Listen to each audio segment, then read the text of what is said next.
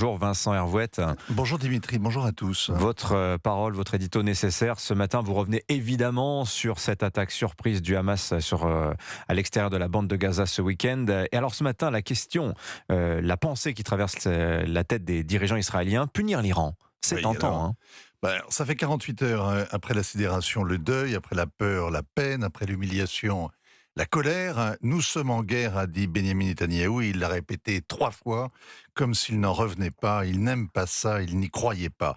Ces meurtres de masse qui frappent par surprise, c'est un 11 septembre.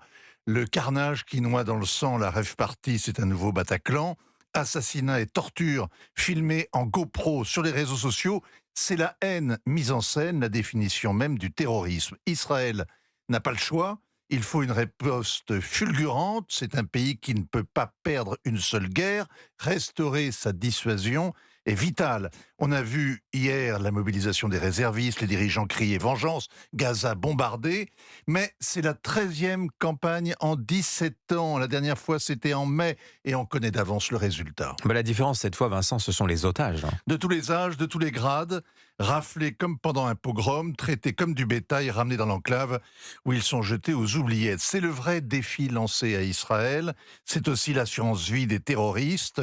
Les prisonniers leur servent de bouclier humain et serviront demain de monnaie d'échange. Leurs photos sont partout.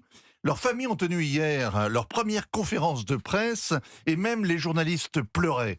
Elles ne vont plus lâcher les dirigeants politiques. On se souvient de Gilad Shalit, dont les parents avaient planté leur tente au pied des bureaux du Premier ministre. Il a été échangé au bout de 5 ans contre 1000 prisonniers palestiniens, 1 pour 1000. Après des palabres infinies, le triomphe du Hamas, déjà. Ce week-end, le Hamas est passé de l'artisanat à l'échelle industrielle. Il a été à bonne école. L'Iran est le spécialiste de la prise d'otages. C'est son arme fatale, c'est sa signature. Alors venons-en justement à l'Iran. Est-ce que ça veut dire que l'Iran est derrière cette attaque? Le Wall Street Journal l'affirme ce matin, hein. Alors c'est ce que répètent effectivement les médias depuis 48 heures en expliquant qu'une offensive aussi coordonnée a nécessité un soutien étranger et que l'Iran a un mobile, stopper le rapprochement en cours entre Israël et l'Arabie Saoudite, c'est QFD. Mais en Orient, il faut quand même se méfier des raisonnements trop simples.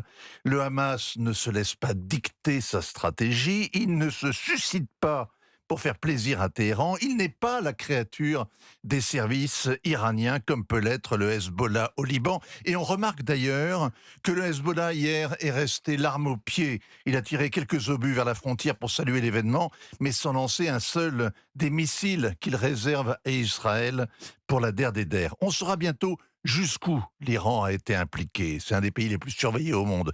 Comme on saura pourquoi le renseignement israélien a été aveugle, une commission d'enquête viendra à bout de ce mystère. D'ici là, les dirigeants israéliens seront tentés de se venger sur l'Iran, comme les Américains, après le 11 septembre, se sont vengés sur Saddam Hussein, qu'ils avaient depuis longtemps dans le collimateur. Les portes de l'enfer se sont ouvertes et Daesh en est sorti.